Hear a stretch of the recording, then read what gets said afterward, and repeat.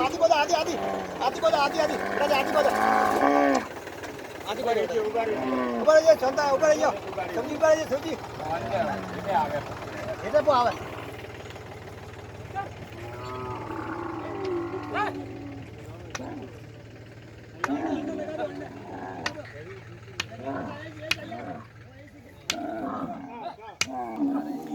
ये सिरोही है, देवनगरी सिरोही है जी, जहाँ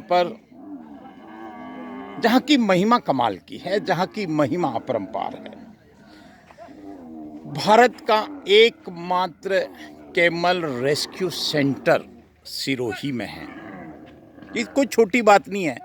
गर्व करने के लिए, सिरोही को गर्व करने के लिए ये बहुत बड़ी बात है। वो ऊंट जो कभी भारत की शान हुआ करता था, राजस्थान की शान हुआ करता था, राजपूताना की शान हुआ करता था, वो ऊंट आज सिरोही तक सीमित रह गया है। सिरोही तक मैं इसलिए कह रहा हूं कि ऊंट को आज हम अनुपयोगी मान रहे हैं। ऊंट कटने तक रह गया है, या यूं कहें कि ऊंट को भेजा जाता है कटने के लिए, लेकिन हमारी सरकार उसको रोकती है, पकड़ती है और सिरोही भेज देती है। ये छोटी बात नहीं है। हम यहाँ 3 गाड़ी देख रहे हैं, तीनों गाड़ियों में ऊंट आए हैं, लगभग 17 हैं। मैं अमित जी से बात करूँगा, जो यहाँ की व्यवस्थाओं के एक पार्ट हैं। झारखंड से आए हैं ऊंट, 5 दिन रात चलकर आए हैं ऊंट। ऊंट को गाड़ी में बैठाना असंभव काम है, मुश्किल काम है। उनको गाड़ी से फिर उतारना मुश्किल काम है। गाड़ी के अंदर ट्रेवल कराना बहुत मुश्किल काम है। लेकिन ये मुश्किल काम हुआ, और ये चिंता के साथ मुश्किल काम हुआ है।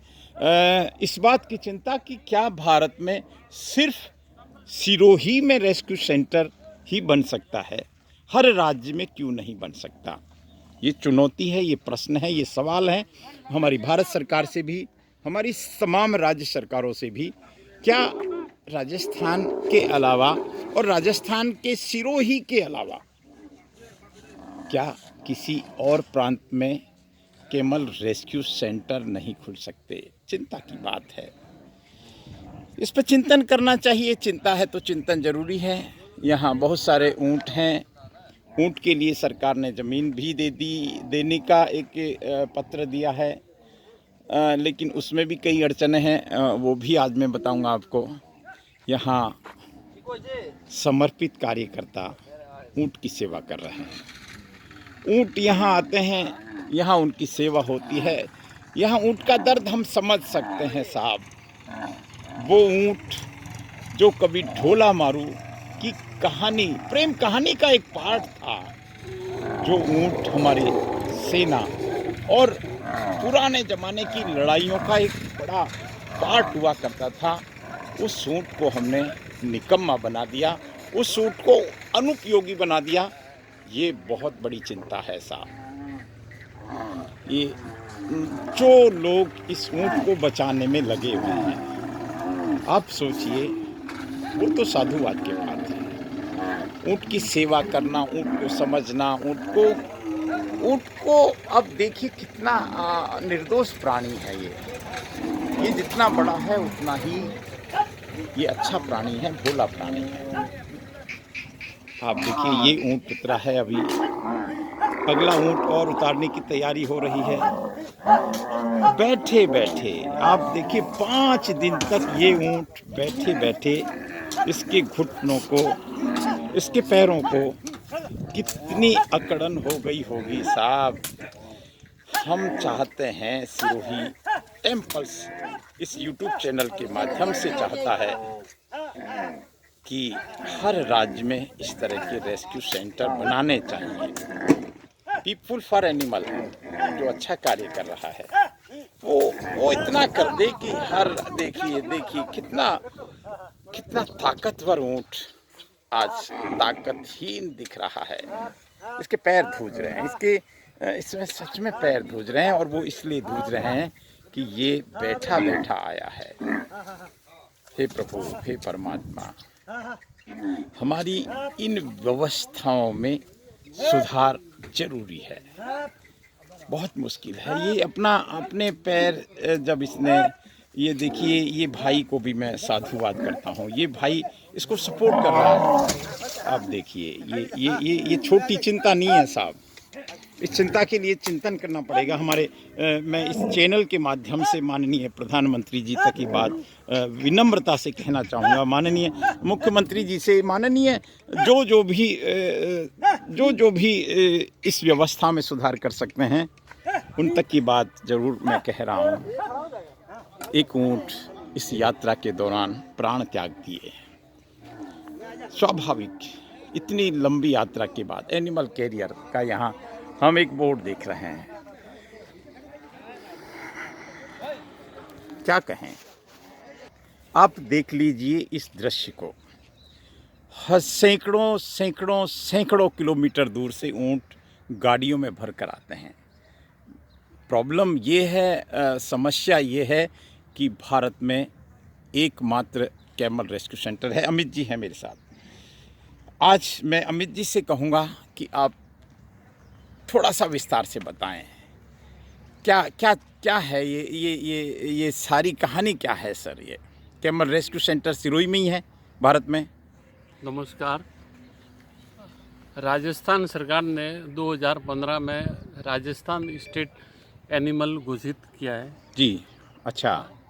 उस कानून के तहत पर जो भी पहले ऊँट कत्ल खानों में जाते थे, पकड़े नहीं जाते थे, जब कानून लागू हुआ है तो पूरे देश भर में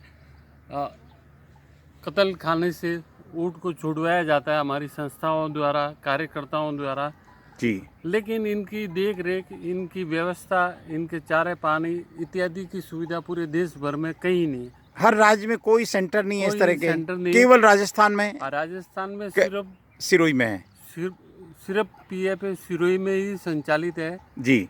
तो ये 3 प्रकार के शेल्टर काम करते हैं जी। यहाँ बाहर से आने के बाद में पहला 5-6 महीने के लिए यहाँ रहते जी। फिर हम बारजा, डीसा और भिनमाल जी, यहाँ हम वहाँ हमारा भी शेल्टर है तो वहाँ सुपुर्द कर देते हैं जी। और फीमेल है, फीमेल पशुपालकों को अंडरटेकिंग भरवा के निःशुल्क वितरण किए जाते हैं। आज झारखंड से ऊँट आए जी। झारखंड से 6 दिन बाद में आज झारखंड की सरकार ने वहाँ भेजे। इनके साथ में पुलिस फोर्स, रेंज ऑफिसर और वेटरनरी स्टाफ सब कुछ है जी।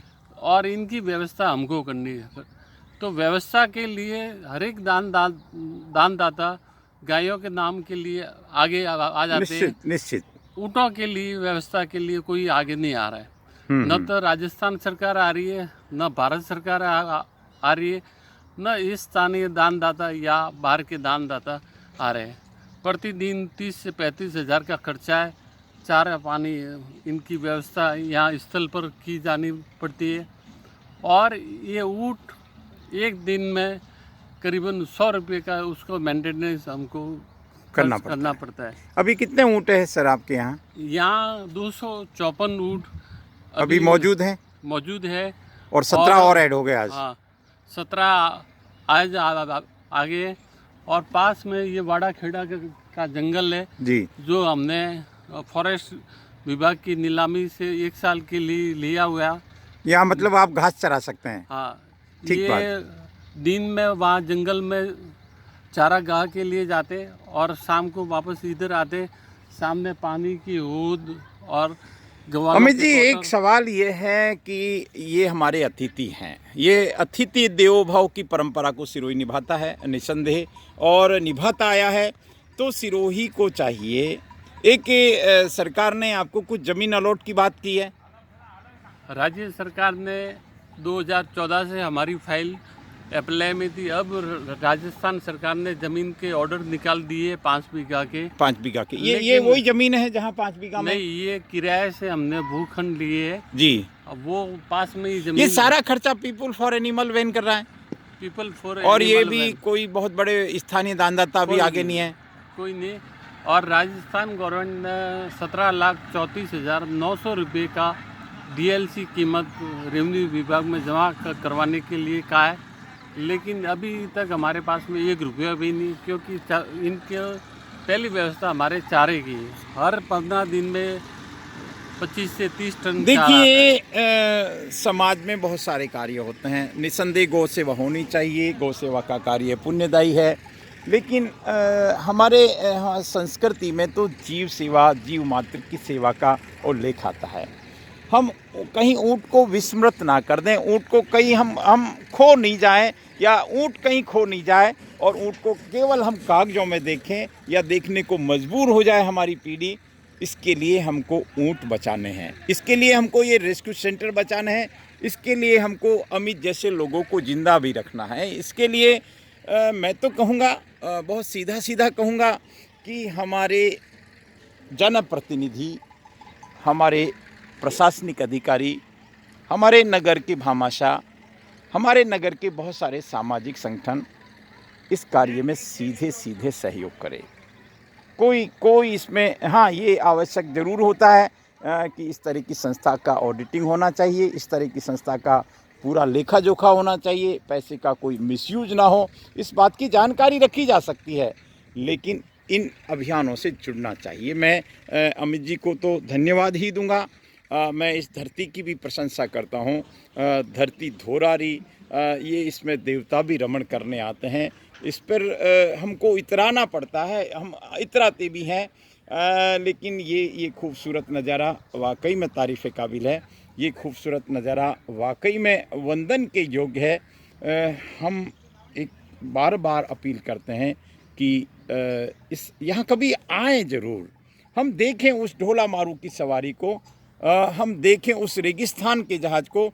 आज जल दिवस भी है, अंतर्राष्ट्रीय जल दिवस है, और अगर जल की कमी से मानवता को किसी प्राणी ने बचाया है साहब, तो इन ऊँटों ने बचाया है। 100-100, 200-200 किलोमीटर बिना पानी पिए इसने सवारी की है। आज हम सक्षम हो गए हैं भले ही, लेकिन हम इनके एहसान को नहीं भूल सकते, नहीं भूलना नहीं चाहिए। बस हमको चाहिए कि हम इनसे सीधे सीधे जुड़ें।